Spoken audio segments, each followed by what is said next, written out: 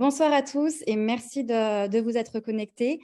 Donc, ce soir, nous vous présentons donc un webinaire avec le docteur Nicolas Boissy, orthodontiste à La Ciotat, avec les clés pour bien démarrer Dental Monitoring. Nicolas, tu es prêt? Ouais, je suis prêt. Je me mets un petit hop là, petit chrono, comme ça j'essaye de bien tenir le temps. Bonjour à tous, moi, je suis ravi de vous retrouver ce soir. Écoutez, il n'y a pas longtemps, on m'a demandé de faire ça parce que comme je vous l'ai dit, j'avais envoyé un petit mail pour vous expliquer un peu ce webinaire.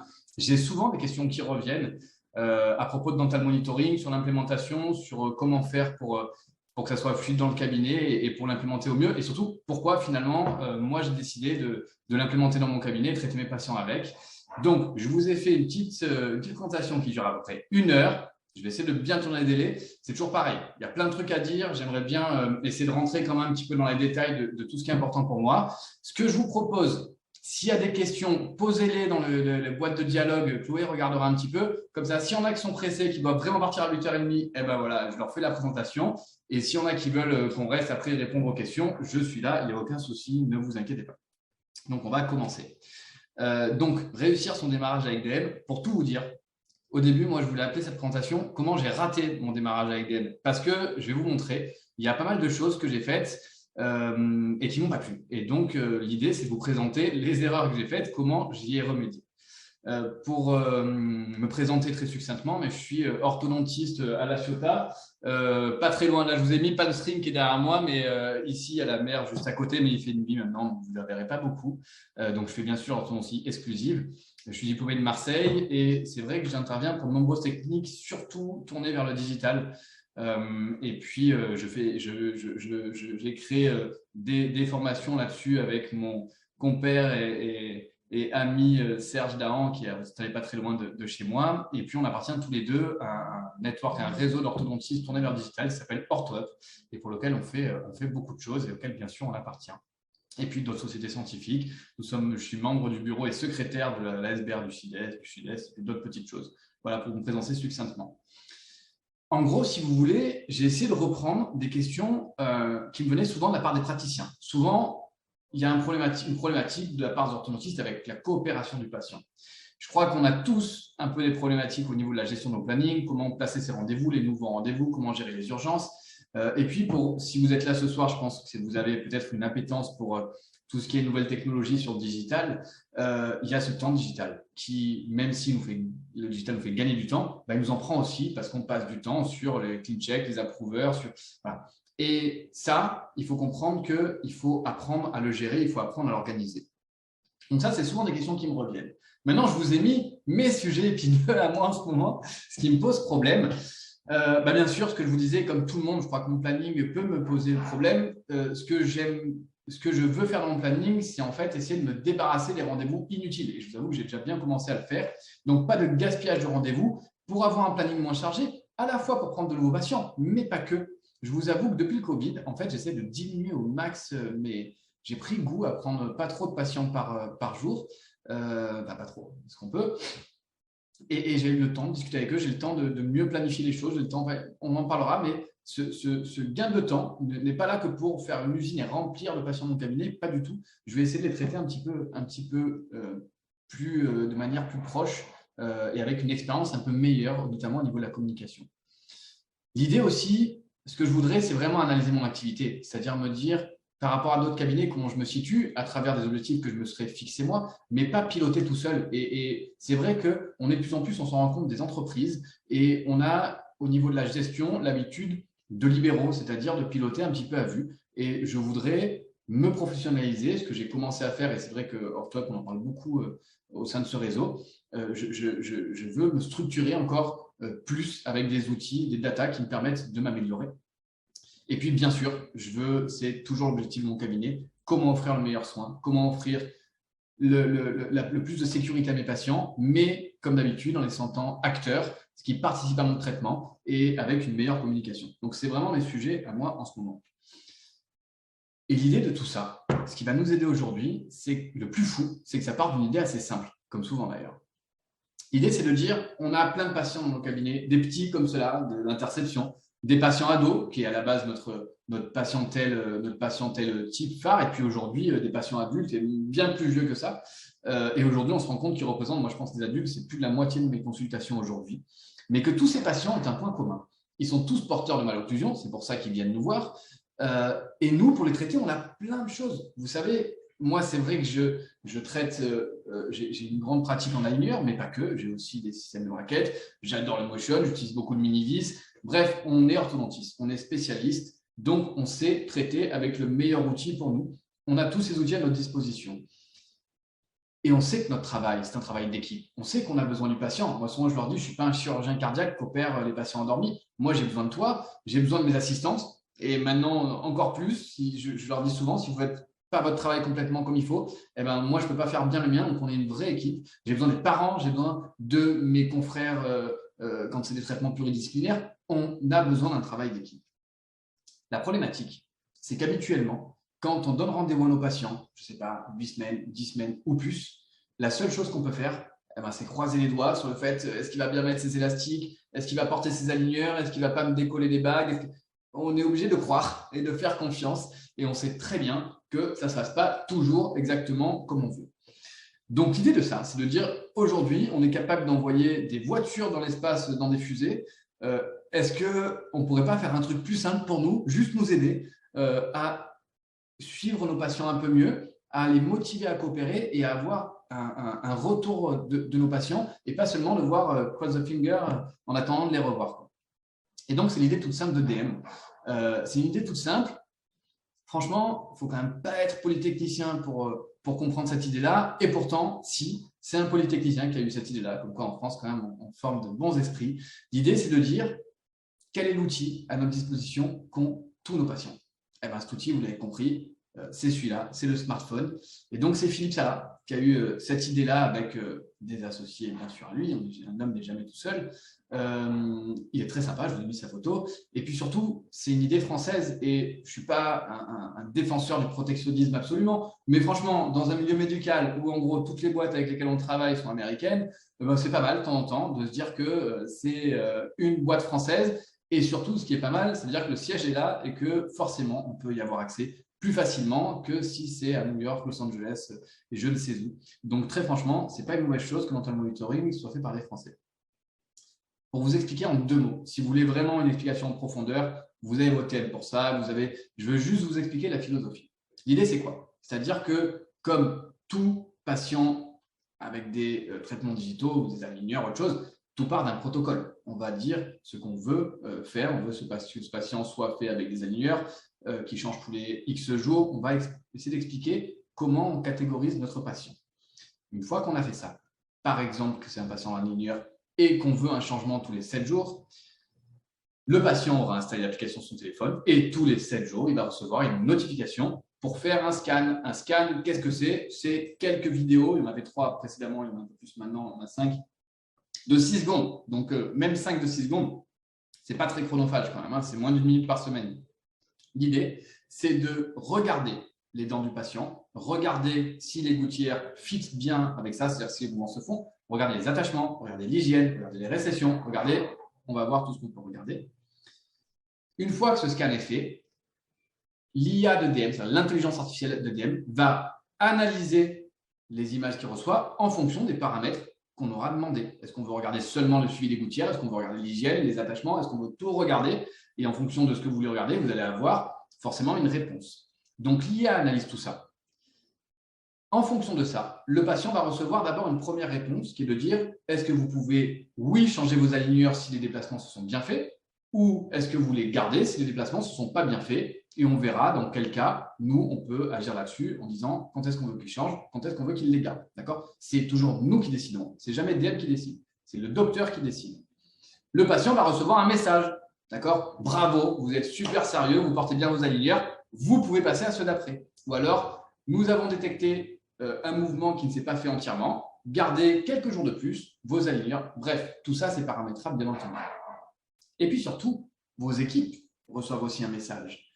Imaginons que le patient ne se brosse pas bien les dents. C'est bien que le patient sache qu'il ne se brosse pas bien les dents, mais peut-être que c'est pas mal que notre équipe reçoive un message. Attention, ça fait 2 fois que ce patient est dans la salle. Est-ce qu'il ne faudrait pas le faire revenir au cabinet pour lui faire une remotivation à l'hygiène? Attention, ce patient a perdu un taquet ou un attachement.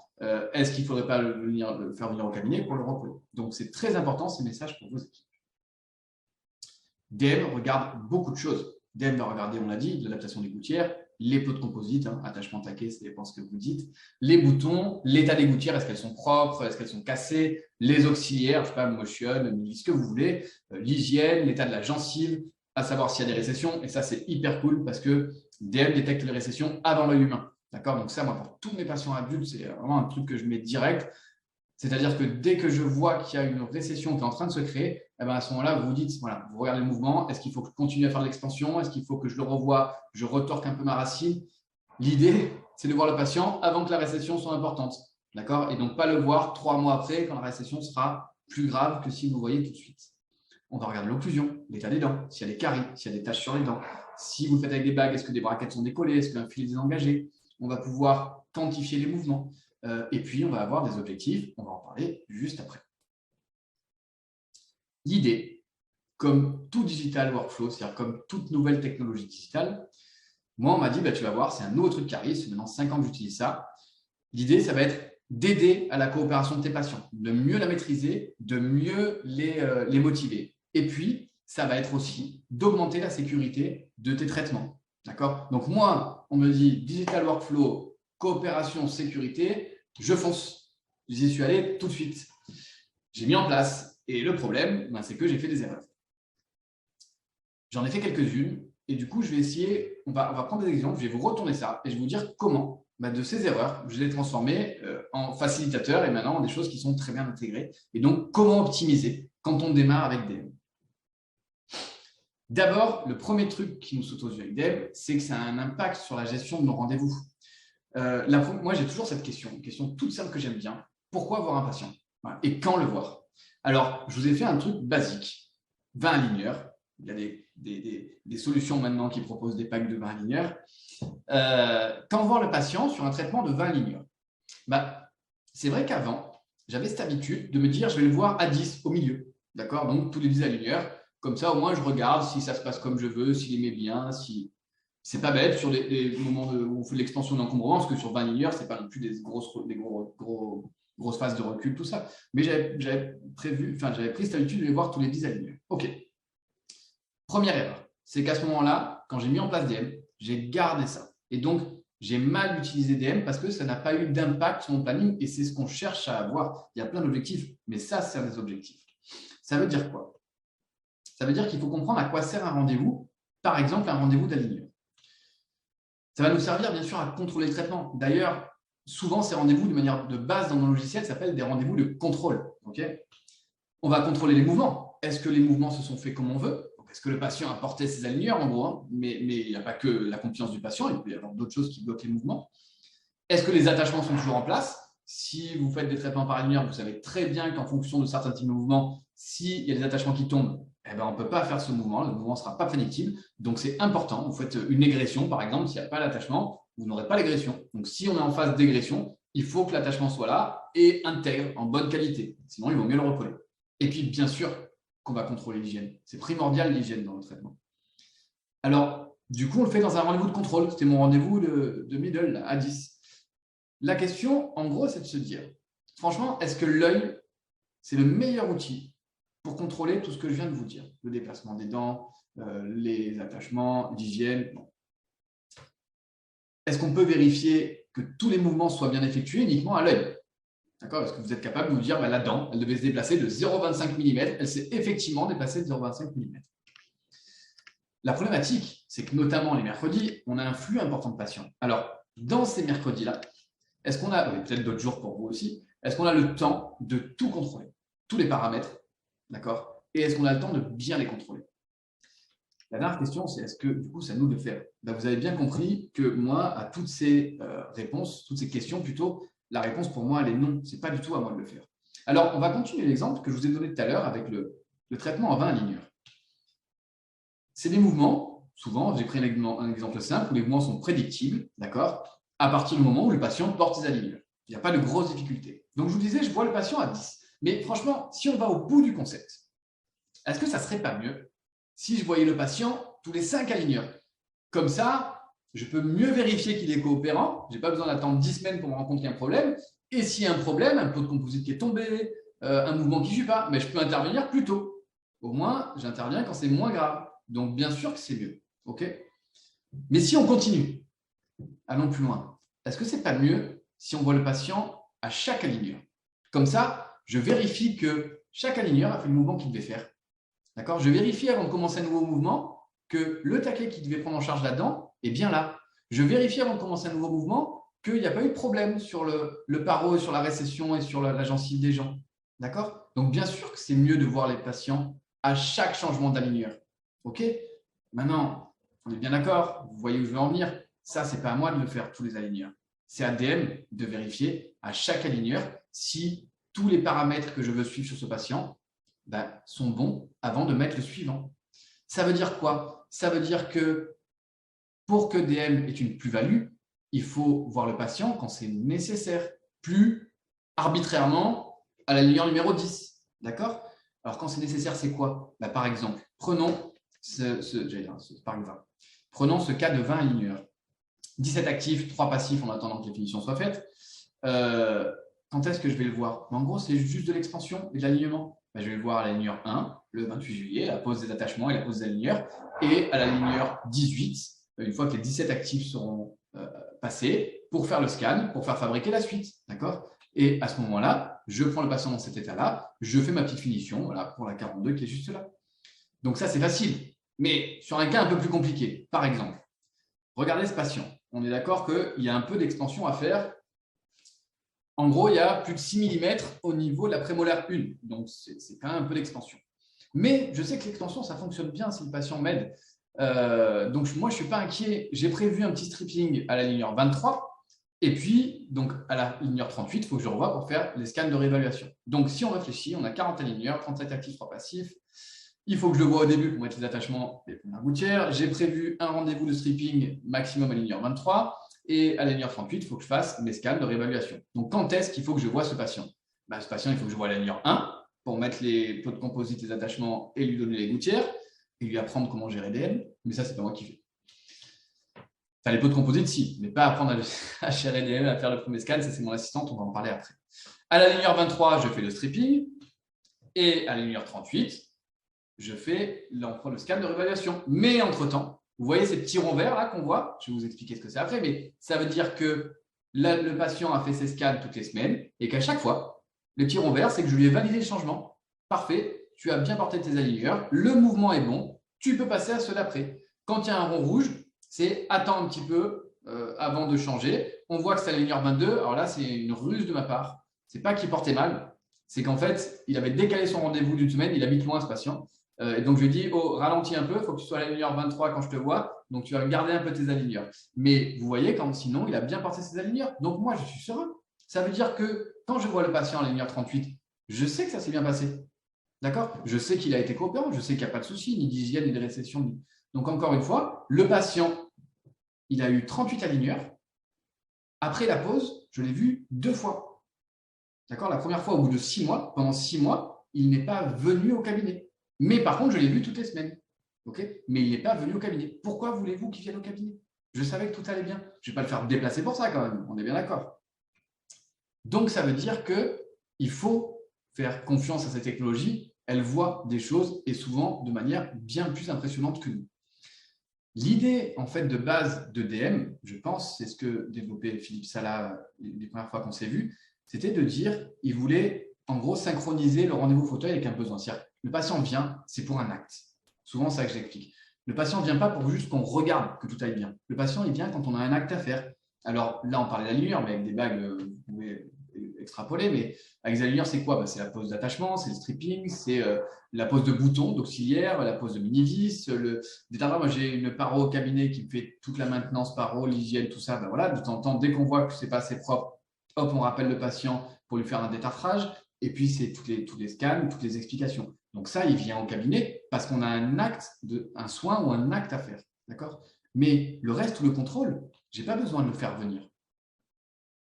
J'enchaîne avec ça. Parce que ça, j'adore. Ça va me permettre de vous expliquer un autre un autre intérêt de DM. Moi, j'utilise beaucoup de Motion pour la gestion de mes classes 2. Pas tout le temps, encore une fois, c'est un outil, donc ce n'est pas adapté à 100% des classes 2.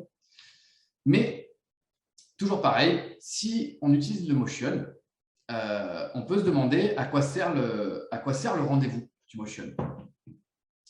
Le rendez-vous du Motion, bien sûr, il va servir à contrôler la classe 2. On est bien d'accord, enfin, l'évolution de la classe 2. On va aller vers une classe 1. Donc, on va contrôler l'évolution du traitement. Il sert éventuellement à changer les forces élastiques. On peut se dire, on commence light, un petit peu léger, et puis ensuite, progressivement, si on voit qu'on va aller plus vite, peut-être mettre des forces un petit peu plus lourdes, ou ça peut être l'inverse parfois. Et puis, contrôler la canine, il y a toujours ce truc du Motion de dire, on ne veut pas d'égression de la canine, donc regardons qu'il n'y ait pas une grosse égression. Donc, en gros, c'est ça. Donc, prenons ce petit cas. Vous voyez qu'à droite, il y a une vraie classe 2, d'accord? Donc, ce cas-là, je traite Motion en haut, gouttière en bas, la gouttière active, pas une gouttière juste de maintien, une gouttière déjà un traitement avec des gouttières actives. À quoi ça sert? Ça va me décompenser, ça va me préparer. En fait, on sait très bien que dans ces cas-là, il y a une courbe de Spey, une décimulation des incisives, et que je ne pourrais pas corriger l'intégralité de la classe 2 comme ça. Donc, je vais d'abord, hop, là, je mets ma main comme ça. Je vais rabattre mes incisives, les ingresser en même temps pour que j'ai le surplomb nécessaire à la correction de la classe 2. Okay, voilà les appareils en place. Quand est-ce qu'il faut que je revoie le patient? D'accord? Le patient, on est d'accord qu'il va falloir que je le revoie quand il est en classe 1. Okay, comme ça, je pourrais déposer mes motions et faire mes scans pour mettre des gouttières en haut. Donc, l'objectif de cette première phase, c'est la classe 1. D'accord? Donc, ça veut dire quoi? Ça veut dire que je vais faire revenir le patient tous les 2 mois pour regarder s'il est bien en classe 1. Donc, on l'a fait avec le motion, ça. Rendez-vous 2 minutes. Ah non, tu n'es pas encore en classe 1, tiens, porte tes élastiques. Ou alors, ah mince, ça fait 1 mois que tu es en classe 1, maintenant tu es en hyper classe 1. Bon, arrête les élastiques, on va attendre que ça revienne un peu en arrière. Ok. On est d'accord qu'on peut mieux faire. Comment on peut mieux faire ça? Eh bien, parce que DM a mis en place les objectifs. Les objectifs, ils sont sagittaux, c'est antéro-postérieur, classe 1, canine, molaire, les deux en général. Il y a des objectifs transversaux, corriger un occlusion inversé, des objectifs verticaux, la supra, bref, il y a tout un tas d'objectifs. Donc, on va sélectionner ceux qui sont importants pour nous dans cette phase et on va sélectionner une limite. Dire dans combien de temps au maximum, si cet objectif n'est pas atteint, on veut être prévenu par DM. Donc, c'est vrai que moi, par défaut, le motion, je mets 6 mois. Au bout de 6 mois, si je ne suis pas en classe 1, je veux vraiment être prévenu parce qu'il y a un problème. Moi, c'est vraiment, le motion, en général, c'est max 6 mois. D'accord? Mais si vous voulez mettre moins, vous mettez moins. Si vous voulez mettre plus, vous mettez plus. Comment ça se passe concrètement? Cette patiente, elle me fait ses scans toutes les semaines, puisqu'elle change de gouttière en bas. Okay, et vous voyez que ça s'arrête là, la gouttière 13, puisque la 12 a été validée. Pourquoi ça s'arrête? Voilà les scans, parce que à la gouttière 13, je reçois un petit message de l'intelligence artificielle de DM qui me dit « Docteur Boissy, votre patiente, elle est en classe 1 à droite, elle est en classe 1 à gauche. » Parfait. Ça veut dire quoi? Ça veut dire que 13 semaines après le début, je fais revenir ma patiente. Moi, je n'avais donné aucun rendez-vous. Je lui avais posé le motion. Je lui avais dit « Je te tiendrai au courant. » D'accord? Tu me fais les scans toutes les semaines. Et dès que c'est bon, je t'appelle, tu reviens. Donc, 13 semaines après le début, j'ai une notification sur mon dashboard qui me dit « Cette patiente est en classe 1. » Donc, je lui redonne un rendez-vous.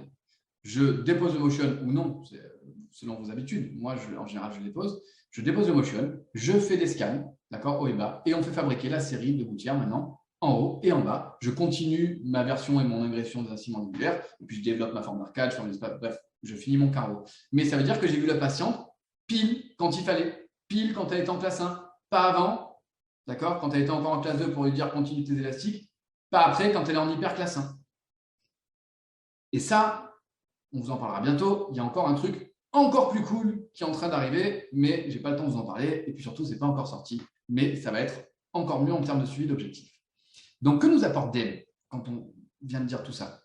Déjà, premier truc, ça nous apporte une diminution du nombre de rendez-vous. C'est-à-dire qu'on voit le patient quand on en a besoin. Donc, on zappe tous ces rendez-vous de contrôle qui finalement sont mieux faits aujourd'hui avec DM. Si on voit moins le patient, de facto, on a une meilleure rentabilité parce que ce qui nous coûte cher, chez nous, c'est le temps fauteuil, c'est notre immobilisation à nous. Donc là, il y a Serge qui a fait une super étude qu'on montre au Master Idéo dans d'autres trucs, où on montre en fait, on prend le temps fauteuil d'un traitement par bague, par gouttière, sans monitoring, et on le rapporte au traitement par monitoring, et on voit l'impact sur le temps fauteuil, et donc forcément l'impact financier.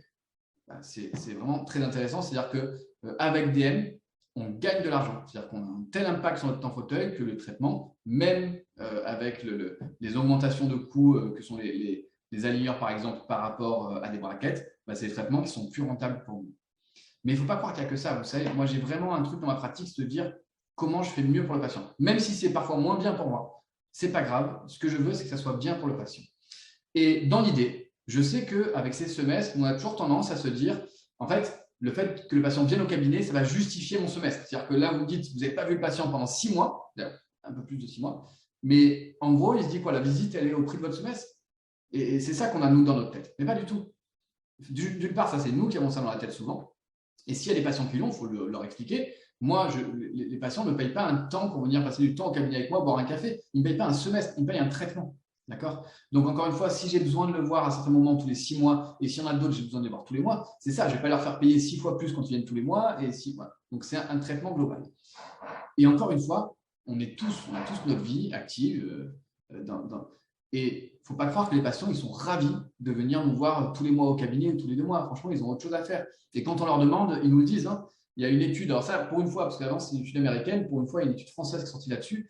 Il y a 9 patients sur 10, d'accord, qui déclarent, là, si vous décalez ma tête, peut-être que vous verrez mieux ce qui est écrit, mais en gros, ça veut dire qu'ils préfèrent le moins de visites possible, même s'ils habitent près. D'accord?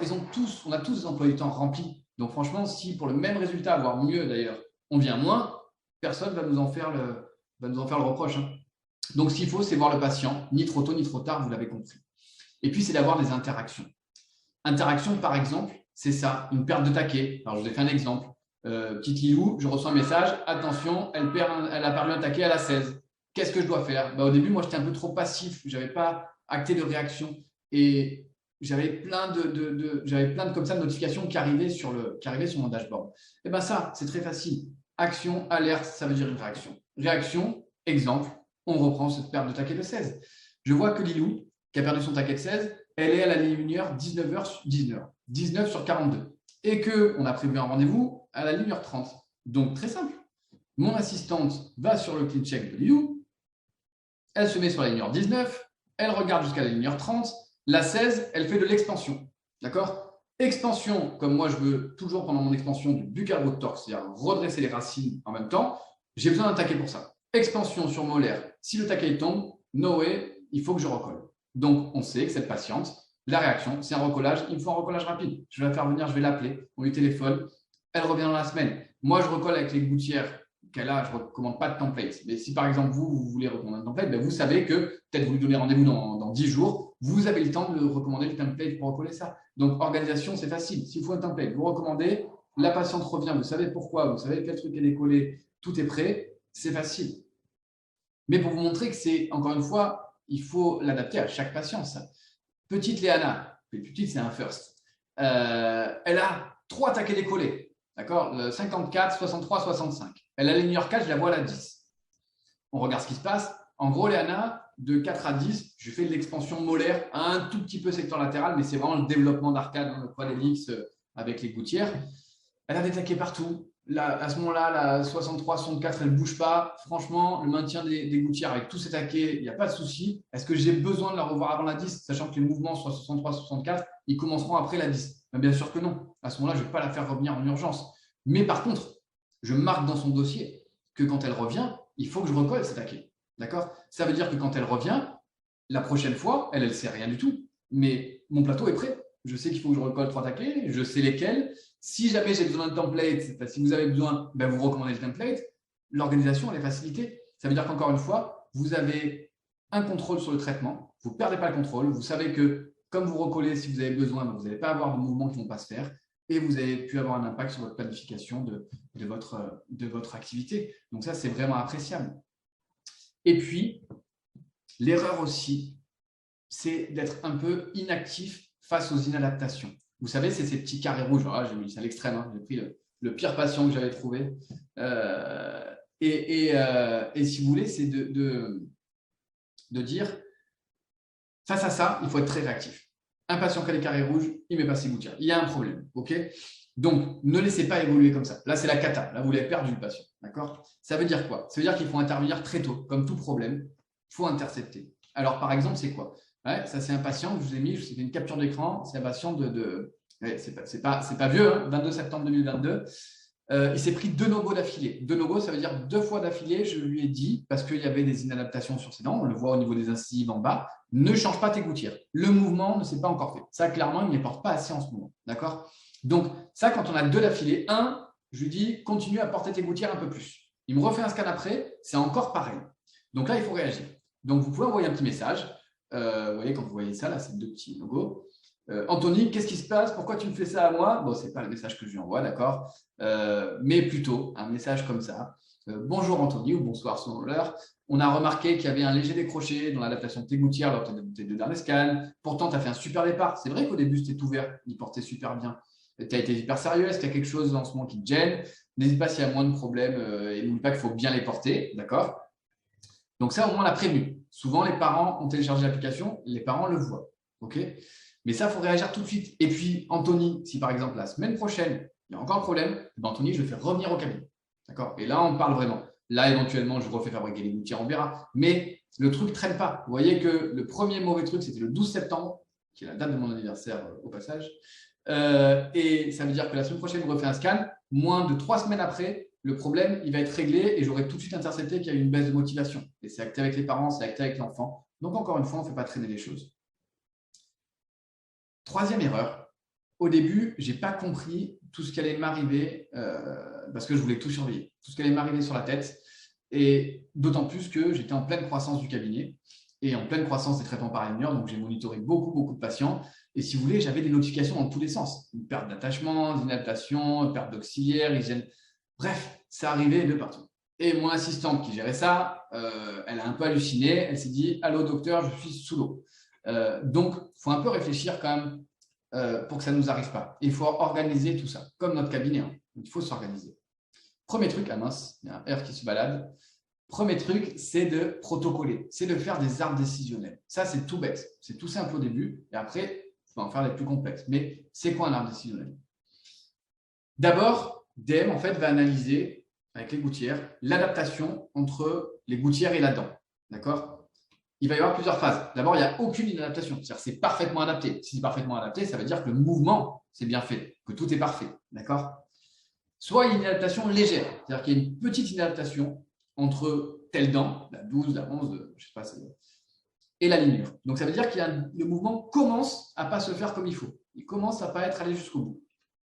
Et une adaptation notable, c'est une adaptation qui est plus grosse. Donc, 3 cas de figure. Tout va super bien. Léger petit retard. On commence à prendre plus de retard. Et puis, il y a deux petites variantes. C'est toujours présente. En fait, ça veut dire que quand il y a une adaptation légère à un scan, si vous la voyez encore la semaine d'après, ça veut dire qu'il n'y a pas eu d'amélioration. D'accord? Ça veut dire que peut-être qu'il faut faire quelque chose pour l'améliorer, il faut faire porter les gouttières plus longtemps. C'est à vous de décider ça. Donc, face à cette situation-là, on va avoir ce qu'on appelle le changement dynamique. C'est-à-dire qu'on va avoir une réponse qui est le go, change tes aligneurs, ou le no-go, garde tes anciens aligneurs.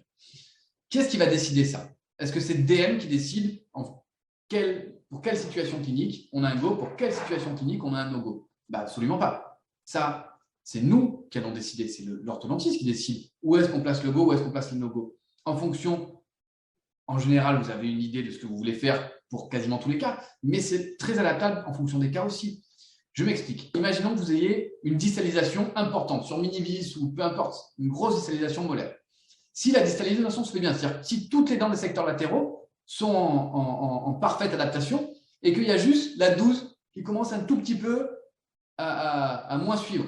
Est-ce que franchement, la 12, à ce moment-là du traitement, c'est votre problème? Non, vous en foutez. Même si elle ne suit pas bien, ce n'est pas grave. On veut distaller. On distale. La 12, on la prendra en finition. Donc, à ce moment-là, même s'il y a une adaptation sur la 12, on met go. On s'en fout. On continue. Et on peut exclure d'ailleurs cette dent de cette analyse-là. D'accord? Par contre, imaginons que vous êtes en phase de finition. Vous êtes sur les dernières gouttières. Vous voulez vraiment que les 12, 11, elles soient au même niveau. Est-ce que s'il y a une adaptation sur la 12, même très légère, il faut continuer ou il faut s'arrêter? Dans ce cas-là, il faut être hyper précis. C'est-à-dire que la moindre adaptation sur cette dent, il faut mettre un no-go pour que ça continue. Vous voyez, donc encore une fois, c'est à nous d'adapter ce qu'on veut voir à la phase à laquelle on est. Et donc, ça veut dire protocoler. Protocoler, par exemple, je vais faire un truc très simple sur la perte de taquet. Vous perdez un taquet. Le patient, hop, DM nous dit, ce patient a perdu un taquet. Allez, j'ai perdu un O d'ailleurs, je viens de voir qui devait être dans le taquet. Est-ce qu'il faut le recoller? D'accord, donc à vous de voir, est-ce qu'il faut recoller ce taquet en fonction de, je sais pas, de la situation clinique ou est-ce qu'il ne faut pas le recoller? D'accord? S'il faut le recoller, est-ce qu'il faut le recoller maintenant ou plus tard? Voilà déjà un arbre décisionnel. À quel moment il faut recoller, à quel moment il ne faut pas recoller, et à quel moment il faut recoller maintenant, à quel moment il faut recoller plus tard.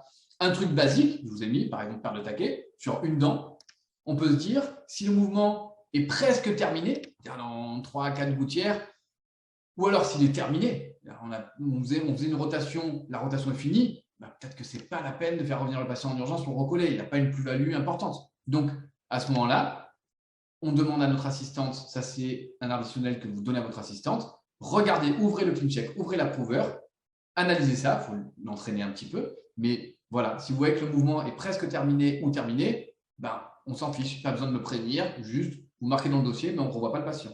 Si par contre le mouvement il commence après le prochain rendez-vous du patient, on le marque dans le dossier, puis il faudra bien penser à recoller, c'est l'exemple de tout à l'heure de la petite puce, il faut bien recoller cet attachement quand on va l'avoir. Par contre, si le mouvement n'est pas du tout terminé, si le mouvement il est avant le rendez-vous prévu, si moi, les taquets d'ancrage molaire sont hyper importants pour moi, donc si ça concerne le molaire, pas de question, on recolle. Voilà. Donc, c'est à vous de vous faire ces petits arbres très simples pour vous guider un petit peu. Et là, après, c'est facile parce que vous avez les réponses à toutes les situations que vous rencontrez. Mais donc, vous avez compris que face à cette question, au début, comme toute nouvelle chose, comme quand j'ai un nouveau scan d'empreinte optique, je l'accapare parce que c'est mon nouveau jouet, mais ce n'est pas à nous de faire ça. Ce n'est pas l'orthodontiste de regarder tout ça. C'est trop chronophage. D'accord? Ça, c'est une assistante qui doit prendre en relais ça. Une assistante, moi, chez moi, qui fait toute la coordination digitale, qui sont Invisalign, Insignia, Dental Monitoring, Spark. Donc, c'est un travail, même maintenant, c'est peut-être plus que 30 minutes, mais c'est un travail journalier de lire les notifications, d'inscrire tout ça dans le dossier patient quand il y a des problèmes. En fait, face à ces arbres décisionnels, soit elle peut gérer toute seule, soit il y a plein d'arbres décisionnels dans lesquels je lui dis demandez l'avis du docteur. D'accord? Dans ces cas-là, elle me prépare les approuveurs ou les ClinCheck ouverts, d'accord, sur un poste, et puis elle m'appelle et on regarde les patients un par un. Mais dans l'ensemble, comme tout a été protocolé, c'est peu de fois dans la journée où j'ai vraiment mon avis à donner. C'est vraiment quand il y a des choses ou qu'elle ne sait pas, ou dans les décisions de l'arbre décisionnel, je lui ai demandé sur cette case-là, il faut l'avis du docteur, ce n'est pas vous qui pouvez trancher tout seul. Elle fait les actions particulières comme commander des templates, parfois des ordonnances, les appels téléphoniques. Un patient justement qui ne porte pas bien ses gouttières, on appelle les parents. Un patient qui se lave mal les dents, on l'appelle, on envoie un mail. Un patient qui est en retard de scan, c'est pareil. Donc toutes ces actions-là, elle le fait le matin quand elle arrive au cabinet. Elle va aussi entraîner les équipes, décidément. Je suis désolé pour la police, mais en fait, je vous avoue que je devais faire ça sur un Mac, sur Keynote. Et j'ai eu un problème de Wi-Fi au cabinet, donc j'ai tout basculé sur en PowerPoint. Du coup, ça m'a changé un peu mes polices. Mais ce n'est pas très grave, vous comprenez l'essentiel. Elle entraîne les équipes, elle entraîne à mettre les écarteurs, à utiliser la scanbox, à créer les cas. Bref, c'est la traîneur du cabinet. Et puis, en double, c'est-à-dire moi, j'explique dès la première consultation pourquoi DM n'est pas une option. DM fait partie de mon suivi et que c'est très important. Ça peut d'ailleurs même être quelque chose de disqualifiant. C'est-à-dire un patient qui ne fait plus du tout ses scans, je ne le traite plus. D'accord, ça me montre pour moi qu'il n'est pas motivé, ça me sort de la zone de sécurité, donc je ne vois pas pourquoi, si le patient n'est pas motivé, je devrais continuer à le suivre de cette façon. Et encore une fois, elle explique l'importance de la fréquence, ne pas faire des scans en retard si on veut avoir un impact sur la durée du traitement. Et je vous ai mis quelques arguments pour le patient.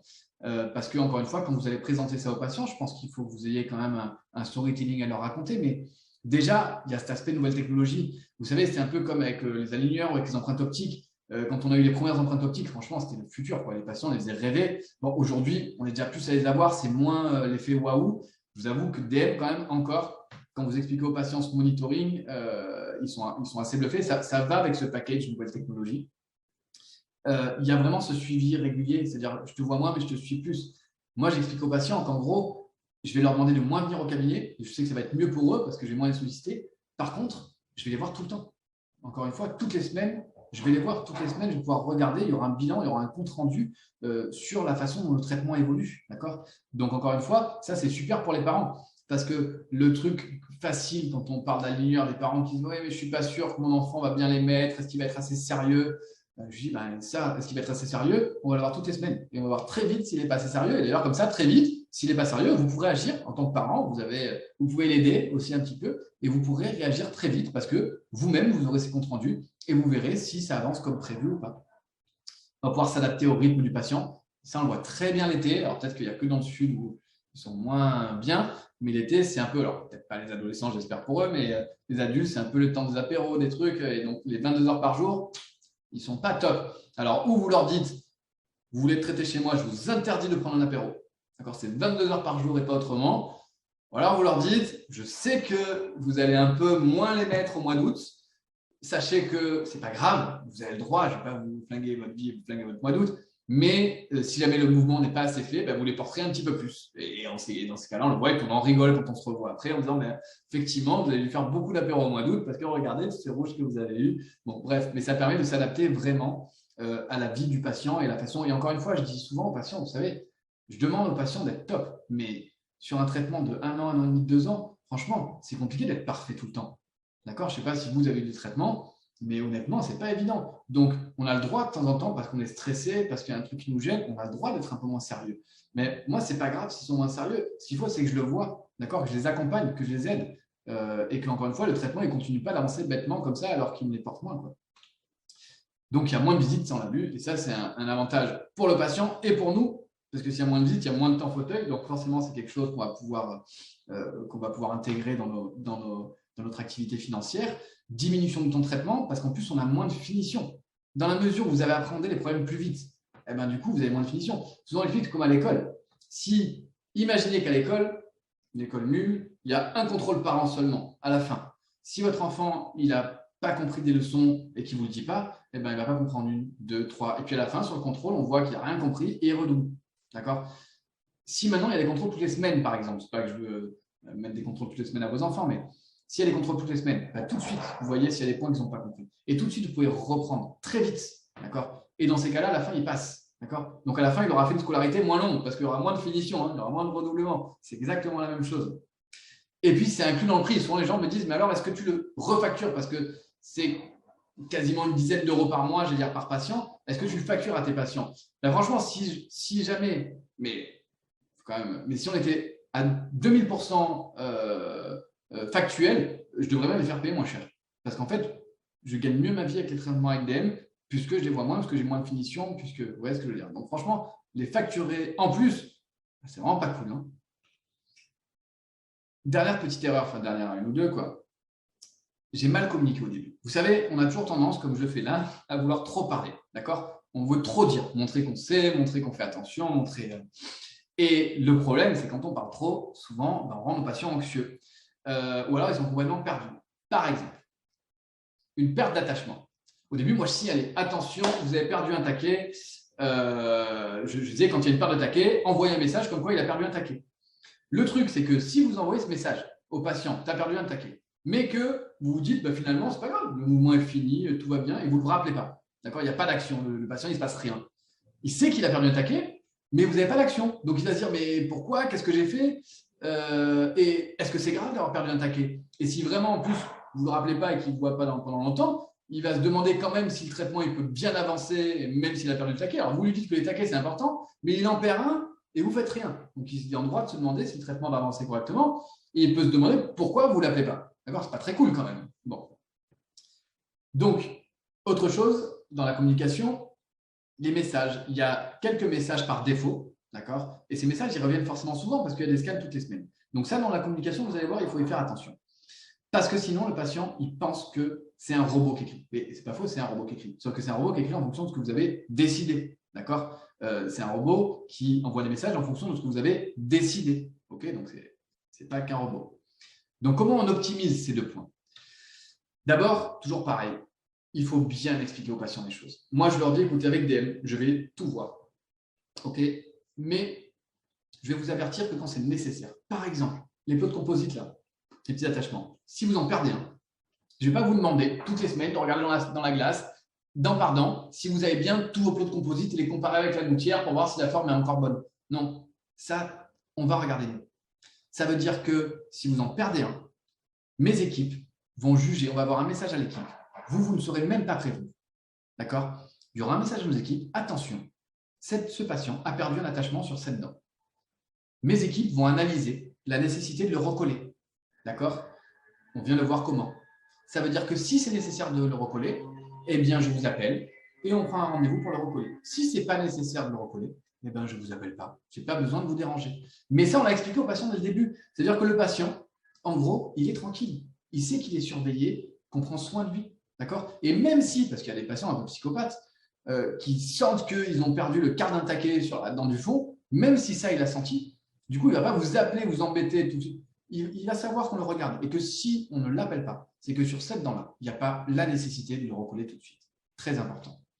Et puis les messages, vous appelez vos TM et vous leur dites, pour ne pas avoir 4 messages qui se répètent, l'idée du message, par exemple, celui-là, c'est de dire que tu es sérieux et que le patient peut passer aux aligneurs suivants, vous m'en faites 30, d'accord, avec des smileys, pas de smileys. Ils savent faire, ils ont des bases de données, d'accord, et comme ça, les messages ne reviennent pas tout le temps et le patient a l'impression que c'est vous qui tapez tous les petits messages à la main. Ok. Donc voilà l'idée de base globale. Mais je voulais finir, je pense que je suis nickel au niveau du temps. Vous savez, j'aime bien le digital pour me faciliter les choses et toujours pareil, pour me dire comment je peux faire mieux pour les patients. Donc, en anglais, c'est improve, c'est-à-dire améliorer ce qu'on fait déjà. Donc, je vous ai montré là, j'espère que ce n'était pas trop rapide quand même et que vous l'aurez compris, comment on peut améliorer le suivi de nos patients par le fil des aligneurs, par la meilleure gestion des attachements, par les objectifs, donc moins les voir, mais les voir mieux, et comment ça a une répercussion sur notre organisation. Mais malgré tout ça, est-ce que ça ne peut pas nous emmener plus loin? Est-ce qu'on ne peut pas faire des choses qu'on n'aurait pas pu faire sans DM? J'ai un petit cas que j'aimerais vous montrer. Je vous ai laissé longtemps Georges Clooney, du coup. Ça, c'est un petit cas qui arrive. Donc, vous voyez, vous verrez après les photos, les radios, mais on ne voit pas la petite classe 2, mais il y a une petite classe 2. Mais surtout, regardez l'encombrement à la mandibule. Il y a l'encombrement maxillaire, bien sûr, mais l'encombrement à la mandibule, il n'est pas tout petit, quoi. Ok, bon, vous allez me dire, ouais, des cas comme ça, vous en avez, certes. Sauf que l'originalité quand même de ce cas, c'est que la maman me dit, docteur, voici, votre cabinet il est à La Ciotat, donc j'espère que La Ciotat, c'est à côté de Marseille. Hein. Donc, situé Marseille sur une carte de France, nous, on habite là. Ok, et le truc, c'est que là où on habite, il n'y a pas d'orthodontiste. Donc, on ne peut pas traiter notre enfant là-bas. Et on aimerait le traiter. Et on pourra venir vous voir 2 fois par an. Une fois en juillet, une fois à Noël. Est-ce que vous pouvez faire quelque chose pour notre fils? Donc, je regarde un petit peu tout ça. Je me dis, il y a quand même un encombrement qui n'est pas tout petit. Solution, c'est de dire non, je ne peux pas. 2 fois par an, qu'est-ce que vous voulez que je fasse? Tant pis pour lui. Bon, mais il va grandir, pas bien. Franchement, est-ce qu'on ne peut pas faire quand même quelque chose pour lui? Une solution, c'est de dire on fait des extractions prémolaires parce que je pense qu'il y a plein de cas. En plus, les incisives étaient un peu vestibulaires et mandibulaires. Il y a plein de praticiens, et ce ne serait pas fou du tout, qui diraient dans ce cas-là, il faut extraire la prémolaire, quoi. Et puis, à la limite, de faire avec des bagues, parce qu'il y a plein de praticiens qui m'expliquent qu'on ne peut pas faire de traitement d'extraction avec des gouttières. Pourquoi pas? Chacun, encore une fois, fait comme il veut. Mais franchement, faire un traitement par bague avec extraction, quand je vois le patient 2 fois par an et qu'il est à plusieurs milliers de kilomètres du cabinet s'il y a un problème, je n'étais pas très chaud. Donc, j'ai dit à sa maman, pour moi, il n'y a qu'une façon de faire. On fait un traitement par ligne, sans extraction, monitoré. Et je veux qu'il soit impeccable avec le monitoring. D'accord? Donc, je vous montre ça en version un peu accélérée. Donc, voilà ce patient, Yanis, qui a 11 ans, sourire gingival, supra, classe 2, notamment à droite, endo-alvéoli maxillaire avec occlusion inversée entre secteur 1 et secteur 4, occlusion ciseau entre la 24 et la 34, et puis l'encombrement qu'on a décrit. Bon, il y a quand même pas mal de petits trucs à faire. On peut s'amuser. Donc, voilà les radios. La dent est en train d'arriver. Voilà la céphalose que je vous ai. Vous voyez que les incisives sont déjà un peu vestibulo-versées. Avec l'encombrement de malade qu'on a et la supra, bon, ce n'est pas la situation clinique qu'on préfère pour ça. Donc, je vous l'ai mis. Vous voyez, alors, les petits ronds verts, c'est au début, il n'a pas très bien compris le truc. Hein. Vous voyez qu'il n'a pas été très sérieux. Il y a quelques ronds rouges quand même. Vous voyez qu'il n'y a pas de numéro d'ailleurs. Alors maintenant, il y a le numéro des gouttières parce que c'est un vieux cas, celui-là, 2018. Vous voyez que ça fait un petit peu de temps quand même.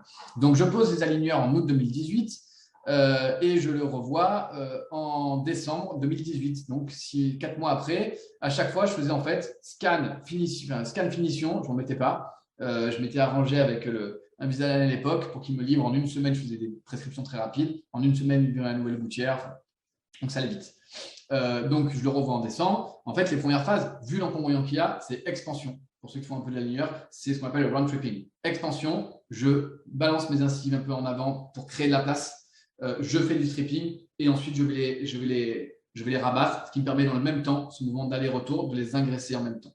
Bon, ce n'est pas un cours sur les aligneurs, donc, mais juste parce que on voit, vous voyez, là, je le revois en juin, après décembre. Donc là, il a mieux compris. Vous voyez, et on voit que dans ta monitoring, il a commencé à mettre les petits numéros là.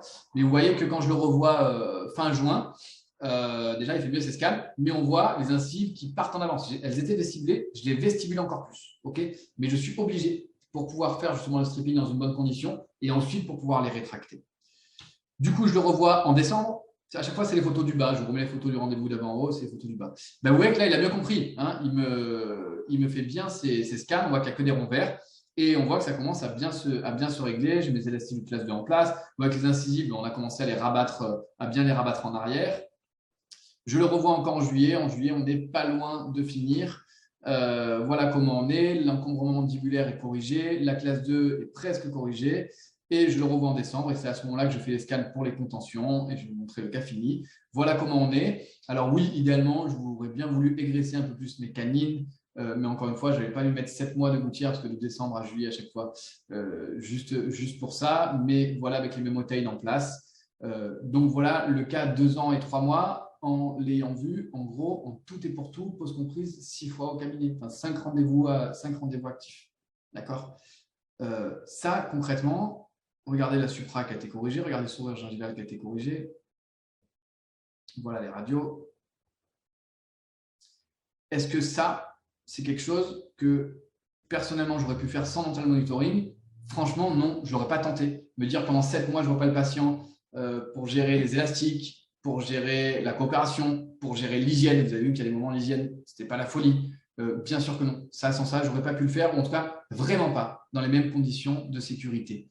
Et c'est ça qui est intéressant, c'est de vous dire qu'en fait, on ne lâche jamais le patient. On est toujours avec lui, on le contrôle, on regarde l'hygiène. Combien de fois, Yannis, je lui ai envoyé un message, brosse-toi mieux les dents. Je lui ai envoyé on peut faire sur les scans qu'ils nous envoient, on peut faire des captures d'écran avec un bouton, tac, cette photo. Je mets un petit rond dessus, je tape un petit commentaire, voire même une vidéo. Il y a un live qu'on peut faire. Attention Yanis, à cet endroit-là, tes dents ne sont pas bien brossées. Il faut que tu prennes bien la gencive là. C'est très interactif. Donc on peut vraiment… Et en plus, il y a toute cette communication, je vous dis, moderne, vidéo, image, qui plaît beaucoup aux enfants, qui plaît aux parents. Il y a une vraie valeur légale. Hein. C'est-à-dire que ça, c'est acté que j'ai envoyé cette photo une fois, 2 fois. À un moment donné, il ne comprend pas, il ne se brosse pas les dents. Moi, je l'ai prévenu, j'arrête, mais j'ai fait mon job. J'ai fait mon job encore une fois, de communication et d'information. Et là c'est marqué, quoi, je le retrouve.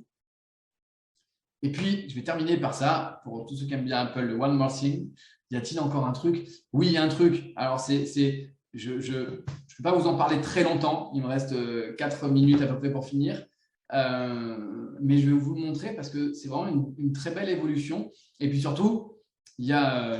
notre président d'OrthoUp, Jean-François Chazalon, qui parle dans 2 semaines à peu près, je crois, pour un webinaire et qui va le montrer ça. Mais c'est un outil super. C'est quoi? C'est le DEM Insight. En fait, DEM a été plutôt intelligent et plutôt cool là-dessus. Toutes ces notifications qu'on reçoit, toutes ces données, d'accord, attachement décollé, inadaptation, ils l'ont puisqu'ils nous les envoient, d'accord, mais ils nous les ont regroupés. Ils nous les ont regroupés dans une étude statistique de notre cabinet. Par exemple, je vais mettre juste des petits exemples. Là, je vous ai mis la distribution par dent des patients sur l'année qui a eu des pertes de taquet. Je n'en ai pas beaucoup, c'est comme disaient les gens de DM, je ne les ai pas beaucoup, mais par exemple, on voit que j'ai eu 7 patients qui ont décollé des LR6, 6 des LL3, 6 des LL6. Je peux voir en fait dent par dent quelles sont mes dents qui se décollent le plus. D'accord. Peut-être que c'est à ce moment-là que là on voit que peut-être que mes molaires, je sais pas, j'ai peut-être un petit problème avec l'aspi, je décolle pas assez bien, j'en sais rien. Mais mes molaires mandibulaires, ce sont celles dans l'ensemble qui se décollent le plus. Donc il faut que je fasse plus attention dans mon protocole de collage sur ces dents-là en particulier.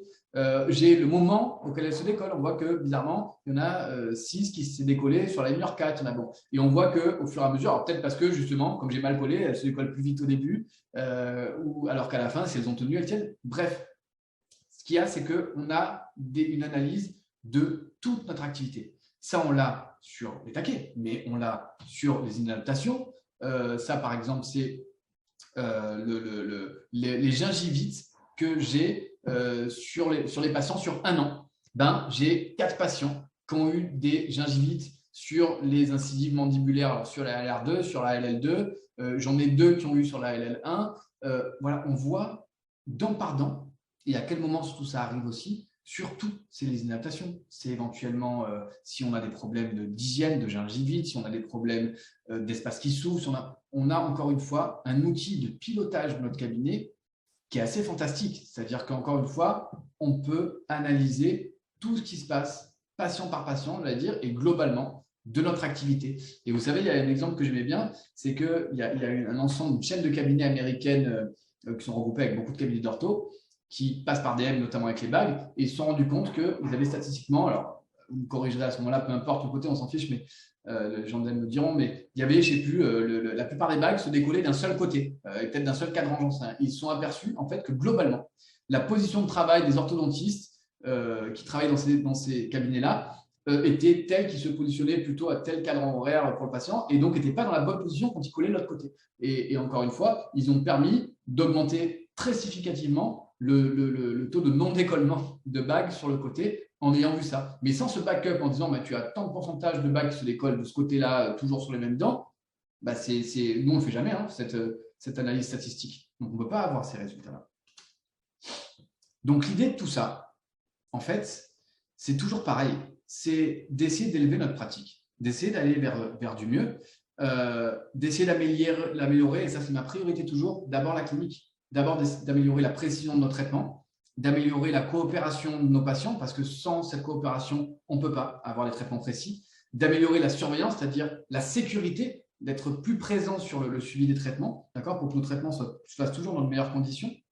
Bien sûr, d'avoir un impact sur notre organisation, avoir une meilleure organisation, savoir pourquoi les patients viennent à quel rendez-vous, pas découvrir des choses, enlever ces rendez-vous inutiles, ce que je vous disais, enfin, avoir vraiment un planning avec des rendez-vous qui sont utiles à chaque fois, et puis avoir une meilleure communication avec nos patients. Vous savez, j'aime bien les analogies, et pour vous expliquer un peu ça c'est un truc que j'avais fait pour mon premier master INEO, j'aimais bien cette comparaison. L'idée, c'est pas de dire que grâce au dental monitoring, vous allez être un meilleur orthodontiste, même s'il y a quand même des sources, ce que je voulais montrer avec Insight, d'amélioration quand même. Mais pour être un meilleur orthodontiste, il faut se former. C'est d'abord un bon diagnostic, c'est d'abord maîtriser ses techniques, savoir quel appareil mettre, c'est ça. Donc ça, sûrement, vous l'êtes déjà très bon. Et s'il y a des choses sur lesquelles vous progressez, vous allez progresser en vous inscrivant à des formations ou en faisant des cas, peu importe. Mais encore une fois, l'idée, elle n'est pas là. Je ne juge pas vraiment votre pratique, mais c'est comme ces pilotes. Si je vous demande quel est le meilleur pilote, j'en reviens à ma comparaison, entre Alain Prost et Lewis Hamilton. Alors bon, je l'ai fait il y a 4-5 ans, cette truc. Maintenant, je pense qu'on peut dire quand même Lewis Hamilton. Mais peu importe. Après, c'est une discussion d'experts. Est-ce que Alain Prost était le meilleur, plus flamboyant, ou Ayrton Senna, si vous préférez Senna, peu importe, ou est-ce que c'est Lewis? Franchement, on va commencer à se battre en argument, d'accord, et encore une fois, en argument d'experts. Le seul truc, par contre, que je peux vous dire avec certitude, c'est que cette voiture, elle est meilleure que celle-là. D'accord ? Elle est meilleure en termes de performance, elle est meilleure en termes de rapidité, elle est meilleure en termes de précision, elle est meilleure en termes de freinage, elle est meilleure en termes de sécurité. D'accord ? Ça, c'est sûr. Et si jamais vous voulez voyager, et maintenant je crois qu'on est tous contents parce qu'on peut un peu revoyager, et que vous voulez aller un peu loin, même si cet avion il a l'air super cool, parce que regardez, il y a plein d'options, on peut jouer au tennis, c'est génial. Très honnêtement, je pense que je prendrais plutôt celui-là. D'accord ? Pourquoi ? Peut-être d'ailleurs que le pilote était meilleur dans notre avion, qu'il savait bien gérer son truc que dans celui-là. Mais sauf que celui-là, il y a tellement d'électronique qui analyse tout en permanence et qui aide le pilote que je sais que j'ai quand même plus de chances d'arriver en bon état en prenant cet avion-là qu'en prenant l'autre. D'accord ? Quelle que soit la capacité du pilote. Donc encore une fois, ce n'est pas de vous, c'est pas, je ne vous dis pas vous êtes meilleur si vous utilisez les, vous êtes meilleur si vous décidez d'être meilleur. Par contre, vos traitements, eux, seront quand même meilleurs. Pourquoi ? Parce qu'ils seront encore une fois plus sûrs, plus regardés. Vous allez à la fin atterrir dans de meilleures conditions. Et donc, ça aura un impact non négligeable pour votre pratique. Voilà, je crois que j'ai quasiment fini. À la fin, tout le monde va être content. Les patients, bien sûr, parce qu'ils seront de suivi, parce qu'ils communiqueront bien avec nous. Et nous aussi, vous l'avez compris, pour toutes les raisons dont je vous ai parlé tout à l'heure. Je vous ai laissé mes coordonnées, mon mail ici. J'ai mis Instagram, c'est DR Nicolas Boissy tout attaché, si jamais vous voulez regarder. Mais n'hésitez pas à m'écrire si vous n'osez pas poser des questions maintenant, il n'y a pas de souci. Et je regarde mon timing, mais ça fait 59 minutes et 3 secondes. Tu vois, Chloé, j'ai tenu l'heure que vous m'avez demandé de tenir. Je vous remercie en tout cas pour votre attention. J'espère que ça vous aura un peu éclairé sur tout ce qu'on peut faire et pourquoi moi, j'ai vraiment franchi ce cap. Et aujourd'hui, tous mes traitements paraligneurs sont monitorés et voilà, tous les intérêts que j'y vois et comment bien démarrer avec ça. Mais je suis à votre disposition pour toute question. Tu as été parfait, Nico, et dans un temps aussi, un timing parfait. C'était très clair et très complet, donc merci beaucoup pour ta présentation. J'ai déjà quelques questions. Du coup, donc, notamment, là, on a une question effectivement sur les scans qui ne permettent pas de bien juger les relations antéro-postérieures et comment résoudre ce problème. Alors, je dois vous avouer que c'est une partie que j'ai, parce qu'à un moment donné, si je voulais tenir l'heure, j'ai rajouté plein de choses, mais il y avait une partie que j'avais intégrée à ça et que j'ai enlevée. En gros, si vous voulez, dites-vous un truc, c'est que la plupart du temps, si on ne peut pas bien voir, c'est que ce n'est pas bien pris. Moi, vous savez, quand je vous ai, mais je vais vous raconter, maintenant que s'il y en a qui veulent partir, peuvent, parce que j'ai fini, je peux prendre de 5 minutes pour vous expliquer un peu certains trucs. Quand la Scanbox est sortie, au début d'EM, il n'y avait pas de Scanbox. D'accord. Donc, c'était le patient, c'était un peu, vous pouvez regarder sur Internet, il y avait encore les vidéos, devait tenir son téléphone, genre comme ça, face à une glace à l'envers, tenir ses écarteurs en même temps qu'il faisait bouger son téléphone. Franchement, c'était acrobatique. Hein. Et puis, premier congrès de DM à Las Vegas, il présente la Scanbox.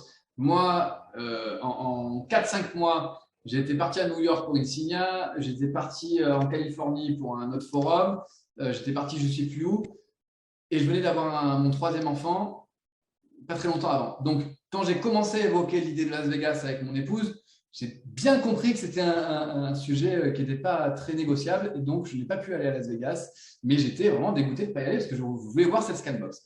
Donc, j'ai fait des pieds et des mains auprès de DM pour la voir avant qu'il la présente à Las Vegas, en priorité au cabinet.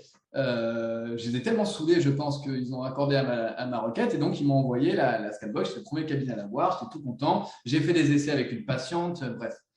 Et puis, Las Vegas se passe et là, on reçoit les trucs avec les tarifs des Scanbox. Déjà, franchement, je n'avais pas encore bien compris l'intérêt de DM. C'était vraiment le début pour moi et comment ça allait me faire gagner de l'argent.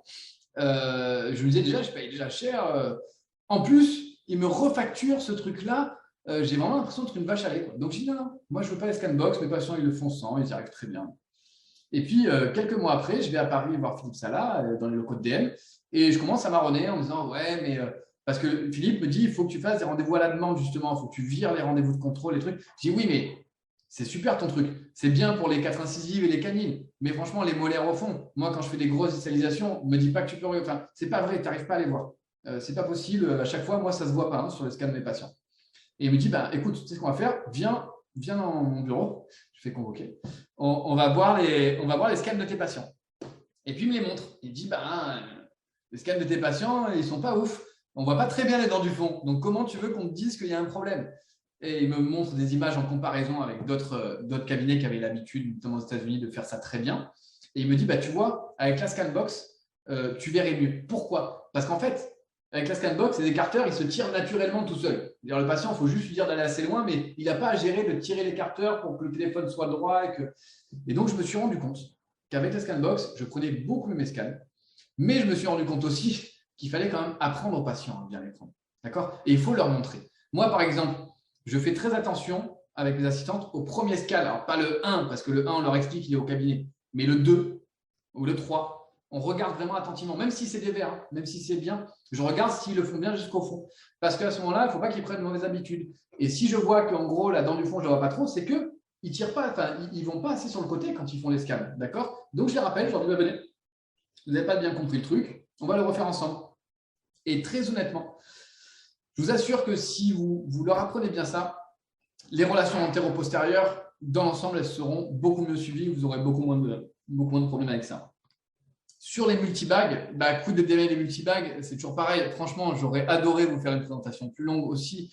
Mais bien sûr que les patients, il y a un vrai intérêt aussi pour le multibag. Mais comme je ne veux pas veux pas spoiler la présentation de mon ami Jean-François, qui va vous en parler un petit peu, je laisserai vous en parler dans 15 jours. Mais oui, il y a un vrai intérêt. Il y a un vrai intérêt. Et puis, Il y a un intérêt de savoir quand changer l'arc, parce qu'on peut voir quand l'arc devient passif, un iti par exemple. Enfin, voilà, il y a un vrai intérêt vraiment sur comment suivre nos traitements aussi avec les brackets.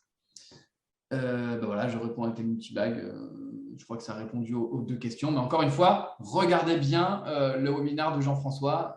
Ça vous donnera des réponses sur le multibag.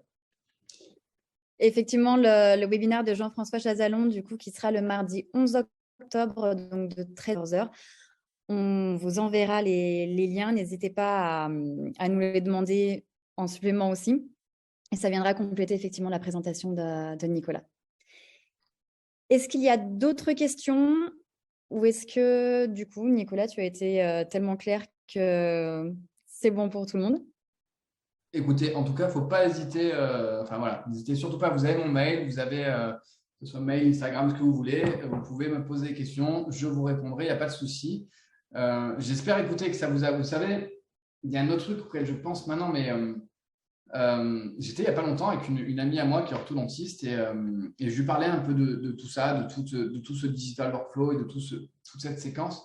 Et c'est vrai qu'elle me disait, mais moi, je ne suis pas forcément à l'aise avec ça. Moi, j'aime bien le bac, j'aime bien avoir les mains en bouche du patient. Et je comprends tout à fait. Hein. C'est vrai que c'est une autre… quand on passe vraiment avec tout ces 3D, c'est autre chose. On a une autre pratique, moi, que j'adore, parce que j'ai l'impression d'être plus performant parce que des meilleurs plans de traitement, parce que je suis obligé, dès le début, de savoir au degré près ce que je veux faire. Et ça, on a vraiment eu avec les setups 3D, que ce soit les aligneurs ou une signature ou des bagues, peu importe. Mais elle me disait, voilà, moi, je ne suis pas très friendly avec ça. Donc, je le comprends. En dehors de tout ce que je vous ai dit sur le fait de l'impact que ça a sur notre activité, sur nos patients, moi, en même temps que je lui parlais, je ne voulais pas l'embêter, mais il y a un truc que je me disais dans ma tête, c'est peut-être que toi, tu n'es pas friendly avec ça. Mais déjà, tes patients le sont. Donc, à un moment donné, il faut quand même essayer de s'adapter à nos patients et pas raisonner que par rapport à ce qu'on sait faire. S'il y a un truc qui est mieux pour nos patients, mais qu'on ne sait pas le faire, essayons d'apprendre de le faire. Mais à mon avis, et ça c'est que mon avis, il y a un dernier truc, c'est de dire que peut-être qu'aujourd'hui, tu n'es pas friendly avec ça et que tu n'as pas envie, mais je pense que malgré tout, c'est obligatoire. Je pense que notre activité, elle se transforme comme ça. Et le gros avantage, on avait fait un webinaire avec Serge là-dessus, sur l'orthodontie 3.0, sur le fait de parfois, la peur qu'on ait d'orthodontiste, de perdre le contrôle avec un Invisalign, avec toutes ces données qui sont collectées sur nous. Moi, vraiment, je n'ai pas cette peur. Parce que la seule façon de ne pas perdre le contrôle, c'est d'être meilleur. D'accord? C'est d'utiliser ces outils. Et j'avais fait cette comparaison avec Kasparov et Deep Blue, mais on pourrait le faire maintenant avec le Danois qui fait exactement la même chose. Mais quand on compare qui est plus fort entre l'ordinateur et l'homme, en fait, peu importe, il y aura des matchs qui seront remportés par l'ordinateur, des matchs par l'homme, et peut-être que de plus en plus par l'ordinateur. Mais ce qui est toujours plus fort, en fait, c'est l'alliance de l'ordinateur et des hommes. D'accord? Et aujourd'hui, moi, toutes ces technologies, quand c'est utilisé, encore une fois, ce n'est pas un robot, ce n'est pas un script, c'est moi qui décide de tout ce qui se fait. D'accord? Sauf que ces technologies, elles m'aident à être meilleure. Elles m'aident à mieux voir les choses, elles m'aident à mieux suivre mes patients. Donc, je pense que ça, même si au départ on n'aime pas, même si vous êtes interrogateur sur le fait de se dire est-ce que c'est bien de prendre le train quand c'est encore possible de le prendre, quand c'est encore faisable parce qu'on va vraiment bien vous expliquer et en plus quand ça a une plus-value pour vous. Parce que les patients, ils me disent waouh, mon orthodontiste, il est vraiment moderne et ça fait une vraie plus-value là-dessus. Donc, encore une fois, moi je pense que c'est des choses, même si vous voulez l'utiliser au début à petite dose, mais ouais, passez pas à côté de ça. Moi, je connais personne en tout cas qui l'ont implémenté de manière assez massive et au sein d'Orthop, c'est vrai qu'on est beaucoup à l'utiliser. J'ai pas beaucoup de ces docteurs-là qui me disent finalement je l'arrête, je reviens en arrière parce que finalement je trouve que c'était mieux avant. J'en ai, même quand je vous dis pas beaucoup, j'en ai pas du tout même. Donc voilà, je suis à votre disposition. Si vous l'essayez, vous allez avoir des écueils, vous allez avoir des difficultés. Vous savez, dans le mail que je vous ai fait, je l'ai fait relire à mon épouse et qui me disait, il y avait une partie où je vous explique pourquoi de temps en temps j'étais un peu découragé. Elle me dit, ah mais pas ça. Mais moi, j'aime pas les gens qui vendent que du rêve. Quoi. Ça, c'est les Américains qui font des conférences, qui vous montrent leur maison, leur bateau, leur truc. Tout se passe bien, regardez comme c'est génial. Non, on sait tous. Quand on met des nouveaux trucs en place, franchement, il y a des moments, c'est dur. Parce qu'on ne les met pas comme il faut, parce qu'on prend de mauvaises décisions. Il faut le savoir. Mais encore une fois, c'est en regardant ça et en l'améliorant qu'à ce moment-là, on passe à une autre étape. Et je suis là, tout le monde est là autour de vous, les équipes de DM ou d'autres, Jean-François, si vous aurez son mail, je suis sûr. On est là pour vous aider, pour vous expliquer si vous avez des situations, comment les résoudre. Et vous verrez qu'après, ça se passera très bien et vous verrez la puissance un petit peu de cet outil. Voilà, j'ai pas mal parlé, du coup, ça va, non, ça n'est pas trop en retard.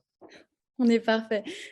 Il n'y a pas d'autres questions. Donc, merci à tous pour votre participation. Et pour la suite, effectivement, et surtout l'utilisation sur le multi-attache pour toutes vos questions. Donc, je vous rappelle le webinaire de Jean-François Chazalon le mardi 11 octobre de 13h à 14h. Merci Merci beaucoup, Nicolas. beaucoup. Je vous souhaite une bonne soirée à tous et à une prochaine fois. Merci, bonne soirée. Au revoir.